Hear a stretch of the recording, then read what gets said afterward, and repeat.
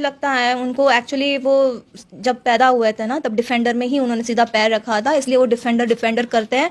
तो मुझे ऐसा लगता है कि डिफेंडर आजकल ना बहुत रोए भी जब आप उनके साथ खेल के गए थे। उन्होंने तो ये भी बोला था कि उनको हर सेट पे हर किसी के साथ प्यार होता है। हाँ कहें तो कौन खेलता है वो कि हम रोते भी वो बहुत हैं, बोले खुद बोल रहे हैं क्या? आज से तो चुटकी में आते हैं उनको। क्या रीजन है, मतलब ज्यादा इमोशनली है या मुझे फिर? उनका ट्रिक पता है, वो हाँ। आंसू कैसे लाते हैं। जैसे पसीना खारा होता है ना। अगर हमको पसीना आ रहा है, आंख में जाएगा तो क्या होगा? जलेगा। क्या जलेगा, जलन होगी, आंसू आएंगे। तब ट्रिक समझ गया। वो बार बार ऐसे ऐसे करते हैं ना, ऐसे ऐसे, फिर बाद में उफ। ग्लिसरीन की जरूरत नहीं है। खैर वो एक्चुअली उनके बहुत दिल टूटे हैं बहुत जगह से, मैं भी शायद इसलिए वो रो पड़ते हैं तुरंत।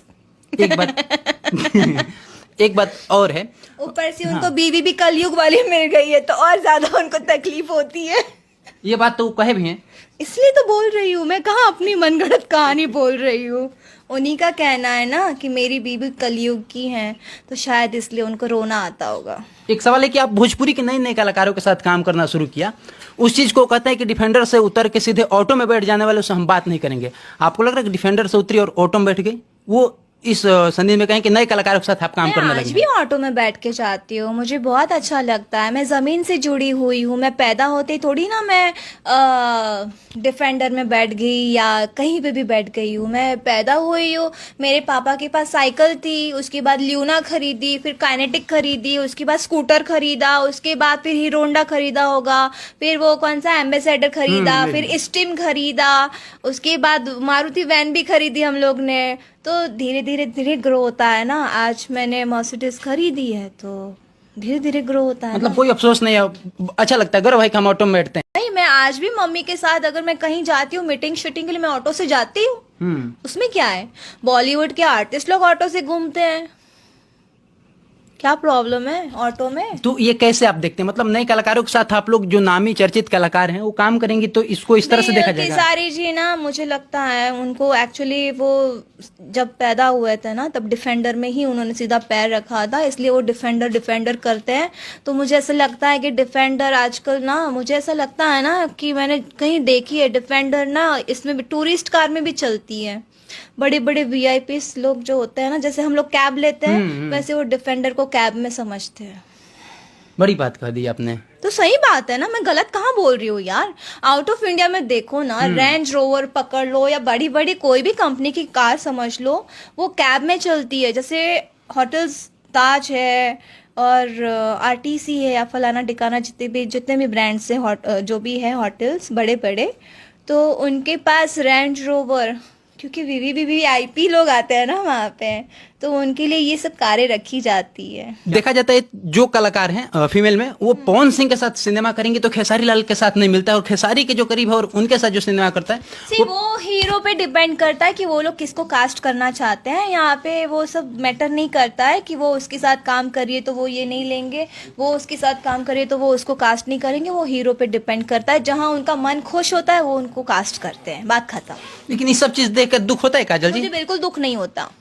मैं क्यों दुख करूं, मैं अपना काम कर रही हूँ और बाकी लोग जो अपना काम कर रहे हैं। जितना नाम शोहरत मेल कलाकारों को मिलता है उतना आप लोग को नहीं मिल पाता है, क्रेडिट भी नहीं देते हैं लोग। कौन नहीं देता क्रेडिट? हमें किसी हीरो से क्रेडिट नहीं चाहिए, हम लोग को ऑडियंस क्रेडिट देती है। हमारी फीमेल ऑडियंस है, हमें जितने लोग लाइक करते हैं हमें उनसे क्रेडिट चाहिए, हमें और किसी से क्रेडिट नहीं चाहिए। खास करके अगर एक्टर से क्रेडिट क्यों लेगा भाई? एक्टर को अगर क्रेडिट देगा तो ऑडियंस देगी ना। सही बात। आप मीडिया वाले हैं तो आप मीडिया वाले से थोड़ी ना बोलेंगे कि मुझे क्रेडिट दो, आपको भी तो ऑडियंस ही क्रेडिट देगी ना भाई। बात खत्म। हम लोग एक्टर्स के क्रेडिट के हिसाब से थोड़ी ना काम करते हैं। हमारा काम प्रोड्यूसर डायरेक्टर पसंद करते हैं, वो लोग कास्ट करना चाहते भी अगर हो, लेकिन आर्टिस्ट एक्टर जो है, सुपरस्टार्स जो सो कॉल्ड कहे जा रहे हैं, तो वो लोग कास्ट नहीं होने देते हैं। बट कोई बात नहीं, अगर हमारी एक्टिंग पसंद आ रही है तो आज फीमेल ओरिएंटेड फिल्में बन रही है और बहुत बन रही है। और सारी आर्टिस्ट, सारी एक्ट्रेसेस जो हीरो नहीं कास्ट कर रहा है अपने अपोजिट, जबकि प्रोड्यूसर डायरेक्टर चाहते हैं, बट कोई बात नहीं, फिर भी वो बिजी है, लगातार बिजी है, बैक टू बैक काम कर रही है। हम लोग बातचीत के आखिरी दौर में, Pawan Singh ji back to back Bollywood में गाने दे रहे हैं। स्त्री 2 के बाद फिर एक चुम्मा चुम्मा आया है, कैसा लग रहा है पवन सिंह बॉलीवुड की तरफ? अच्छा लग रहा है। और वो वायर निकाल दो। कौन सा वायर निकालना है? बहुत बहुत अच्छा लग रहा है और गर्व फील हो रहा है कि वो बॉलीवुड में एंट्री कर रहे हैं और बॉलीवुड से उनको इतना प्यार दे रहे हैं और वो उसके काबिल है। इस बात पे ही प्रश्न चिन्ह लग रहा है कि इससे भोजपुरी का कोई विकास नहीं होने वाला है, लोग अपने जाकर के चेहरा पैसा कमा लेंगे, भोजपुरी का कुछ नहीं होगा। तो पवन जी क्या बच्चे थोड़ी ना है जो फ्री में जाके काम कर रहे होंगे? बिल्कुल नहीं ना, उनको भी उसका पैसा मिल रहा होगा।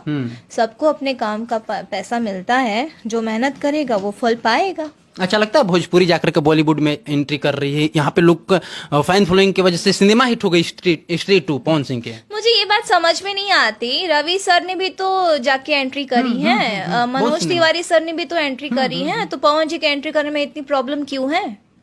जिसको प्रॉब्लम है खुद भी एंट्री मारे ना, बात खत्म करो यार। क्या मतलब, क्यों किचकिच करना इस बात पे? चलिए कौन सा गाना गाना चाहेंगी अंतिम में चलते चलते? बड़ा शानदार गाते हैं आप बताइए।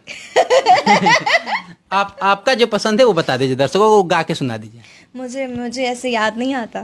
या मैं सब कुछ करी हाँ, बतिया कही, क्या बात है, प्यार के करो से न करी हाँ, ना तो का कहल जाला। काजल राघवानी से ब्रेकअप का है। हमें छूने के लिए औकात चाहिए, आपकी औकात उतनी बड़ी होनी चाहिए कि आप मुझे छू सको। डिफेंडर से आप उतरिएगा बाबा, आज जाके टेम्पो में बैठिएगा तो हमको दिक्कत होगा कि नहीं। काजल की भी यही शिकायत थी कि बड़े सितारों ने काम करना मना कर दिया, अब वो अपने समकक्ष लोगों सा काम नहीं कर पा रही हैं, जो नए नए बिल्कुल लड़के आ रहे हैं, एकदम नए नए लड़के आ रहे हैं। हर बड़ा सितारा बचना चाह रहा है कि नहीं नहीं भैया नाराज हो जाएंगे। बाबा आप मंदिर के प्रसाद बन जाएंगे तो भंडारा की तरह लोग खाएंगे ही आपको। आप बड़े मंदिर में भी आप ही रहिएगा, छोटे मंदिर में भी आप ही रहिएगा, तो फिर कौन से भगवान है आप बता दीजिए मुझे। दिक्कत यहाँ है ना कि मुझे कहने का, खेसारी लाल के साथ आप काम किए, अगर 4 महीने आपको काम नहीं मिला तो आपको हर महीने काम करना है। तो आप अगर एक ठेला पे भी आप ही बिकोगे, तो जो आप ठेला पे बिकोगे तो आपको मॉल में आपका दाम कैसे लगेगा? तो सोचेगा ना यार ये ठेला की चीज को फिर मॉल में ला रहा है। तो कहीं ना कहीं हम अपनी वैल्यू खुद ही बढ़ा करते हैं, हमें अपनी वैल्यू को बढ़ाना चाहिए। अपने वैल्यू को बढ़ाने के लिए ना धैर्य बहुत जरूरत है, और धैर्य राम की तरह होना चाहिए।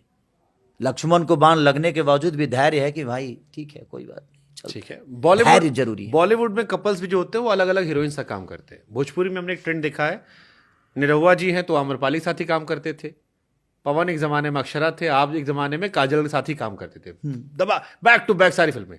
तो इनसाइडर क्योंकि थोड़ी दोस्ती यारी हमारी भी है, तो ये आया कि मर्द जो है वहां बड़े पॉजिटिव है कि ये सुनो तुम हमारी हो, हमारे साथ ही काम करोगी, कहीं और काम नहीं करोगी, और कहीं और काम करोगे तो कहीं और नहीं करने देंगे। इसका मतलब वहां की लड़कियों ने विश्वास तोड़ा बहुत है। इनसिक्योर सिर्फ मर्द। अच्छा ये बताइए, आज हम अपने पत्नी, कुछ सच्चाई तो है इसमें। बाबा हम अपने पत्नी से, हमारी शादी हुई राइट, हम बीबी वाले हैं, बीबी बच्चे वाले आदमी हैं। जितना इनसिक्योर हम हैं, इनसिक्योर जितना वो हैं, उतना मैं नहीं उनको लेके, क्योंकि वो कहाँ रहती हैं? गांव में, घर में।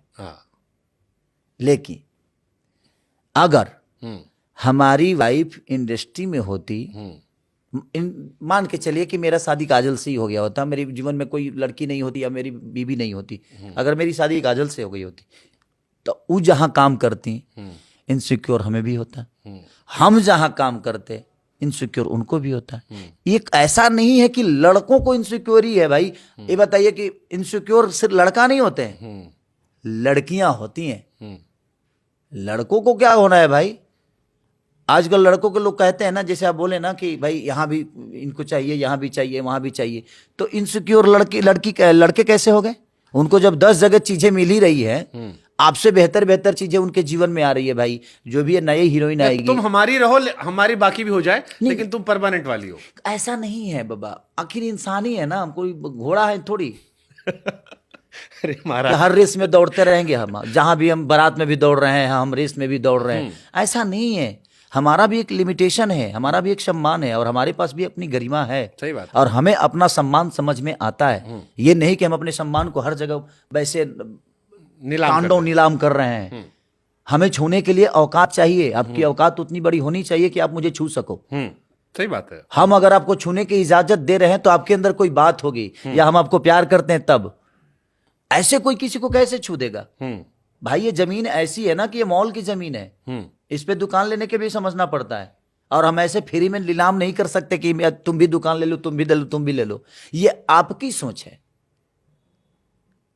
फिर हमको एक शेर याद आया आपकी बात सुन के, मुख्तसर सा गुरूर भी ज़रूरी है ज़िंदगी में जीने के लिए, ज़्यादा झुक कर मिलो तो दुनिया पीठ को पायदान समझ लेती।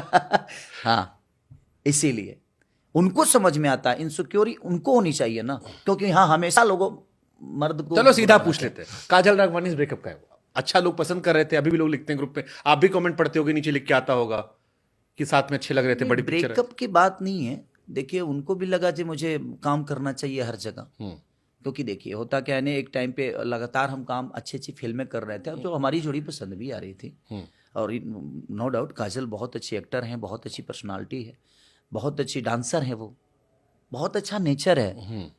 बट उनको लगा जी यार ऐसा हो रहा है कि, और मुझे भी लग रहा था कि सब डायरेक्टर प्रोड्यूसर बोल रहे हैं कि भैया काजल को ले ले। हम कहें कि यार देखो यार सारी फिल्में उनके साथ होगी, तो मुझे लगता है ना कि एक टैग लग जाएगा मेरे अंदर भी यार, और लग ही चुका है, मुझे ऐसा लग रहा है।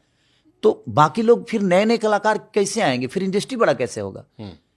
तो कुछ लोग उनके कान में भी जाकर शिकायत कर दिए कि खेसारी लाल आपको खुद ही हटा रहे हैं। मैं चीज़ों को चेंज करना चाहता था ताकि इंडस्ट्री बड़ा हो, तो उनको भी लोगों ने बताया तो आप भी काम करिए इधर उधर। तो मैं बोला कि करिए, बट अपने लेवल को मेंटेन करके। आप जहां से जा रहे हो तो जहां जाओ वहां भी, अब यहां से आप मान के चले कि डिफेंडर से आप उतरिएगा बाबा, आज जाके टेम्पू में बैठिएगा तो हमको दिक्कत होगा कि नहीं? तो फिर हम कहेंगे कि भाई आप उसी के लायक हैं, टेम्पुए में रहिए, फिर दोबारा आप डिफेंडर में मत आइए। मेरे कहने का मतलब कि तो फिर आपका लेवल ही क्या ना, पर्सनल रिश्ता के टूटा फिर, या प्रोफेशनल से ही पर्सनल जुड़ा था कि प्रोफेशनल है तभी पर्सनल है।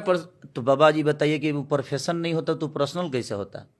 हमारे पास पर्सनल कुछ है ही नहीं, पर्सनल एक ही है, बीवी और बच्चे, और बाकी हमारी जनता। बाकी जो इंडस्ट्री के लोग हैं ना, ये प्रोफेशनल ही हैं। हम इनको अपना बना लेते हैं, वो अलग विषय। वो मेरी गलती है कि हम आपको अपना बना लेते हैं। उनकी कभी ऐसी गलती नहीं हो कि वो आपको खुद अपने बना ले। सब लोग बेहतर हैं, लेकिन सब लोग का एक दायरा है, वो अपने काम करते हैं। लेकिन आप किसी को, मुझे बुरा इसलिए लग रहा है कि आप हमें दोषी बना रहे हो। भाई दोष किसी एक तरफ से होता ही नहीं है। मेरे कहने का मतलब, आप मकान कमजोर बनाओगे ना तो एक हवा भी मकान को ढा देगा। सही बात है। तो पिलर डालो ना यार,